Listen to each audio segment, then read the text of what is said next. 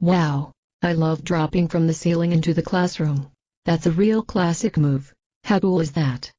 So, anyway, we are going to talk a bit about taking field notes and writing ethnographies. I don't know about you, but I even have trouble saying it. An ethnography is a descriptive written account of a particular culture or group, focusing on a particular place and time. This is done with the goal of accurately describing that group. This is a first-hand account, or participant observation of that group. So, for this assignment you will observe people in one place, at one time, engaged in the behavior on which you are focusing. The first step in this procedure is to learn to take good field notes. In order to take good, accurate field notes, you first must be prepared with a research question. Why are you taking field notes in the first place? Whether it's to observe children playing, or how people garden, you need to have an accurate and precise reason for wanting to take notes. If you don't formulate a research question before you go to observe, you will find yourself extremely overwhelmed with all that is taking place. First, you must be aware that if others notice you, they may feel compelled to act differently than they normally would behave because they are being observed. It is best to try to avoid being noticed, so that you can get people behaving in their natural states. Whoa. Hi Alex. Hello. Thought I'd drop by. I am still a little confused about all of this. May I join? Since Alex is my partner, thought I'd hang out too. But of course, Christian. This is much better than Skype, I think. I've always wanted to sit on the windowsill in class.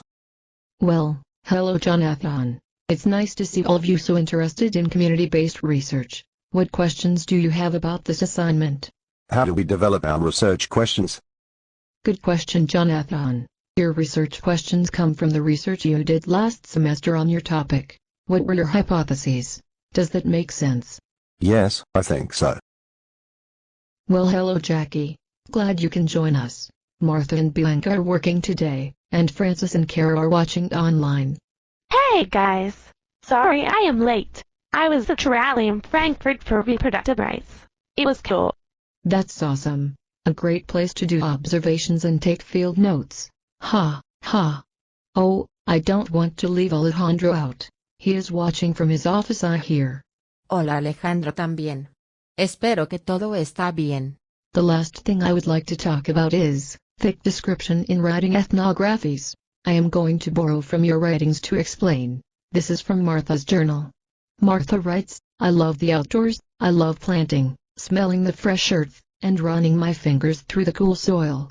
I love big pots of boiling water on the stove, shiny currant jars, and fresh tomatoes glimmering on the counters. I know the pride my daughters feel when they give a friend a jar of okra or sauerkraut they filled.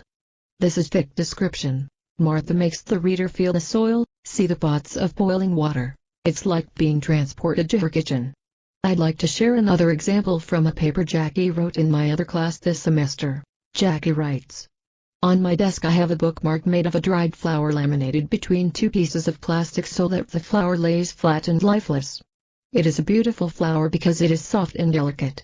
The shading of the petals glides from cream to dark brown. I can see it moving in the gentle breeze of Michigan as it adds life and color to my great-grandmother's garden. I have only seen black and white photos of her garden, and now I have this one memory in the shape of a rectangle encased in plastic, glowing brown, flat, and lifeless. Wow. That's awesome, Jackie. Martha's was amazing too. Thanks you all. But, you said mine was a little different. How do I create a thick description if I am not observing a group of people? Good question, Jonathan. Some of you might also be doing projects that are based on content analysis like Jonathan. So, you might start like this and make it personal. As I grab my morning cup of coffee, add a little sugar and cream. I reach for the early edition of the New York Times. Buried on page 45, I find a story that intrigues me. A white male, estimated to be around 85 years old, is murdered. It appears that he is homeless. I wonder why this is not front page news. Ah, I think I see what you mean now. Cool. Great. Is this all a little clearer now? Yes, I think I have a better understanding. Kristen and Jackie, how about you? Yes, I think I have it. Me too. Well, I think. But I can find you on Facebook if I don't. That's perfectly fine, Jackie. Now, our director, Dr. Olmsted, would like to say a few words. Please go and do well in this class. Resistance is futile. You will graduate.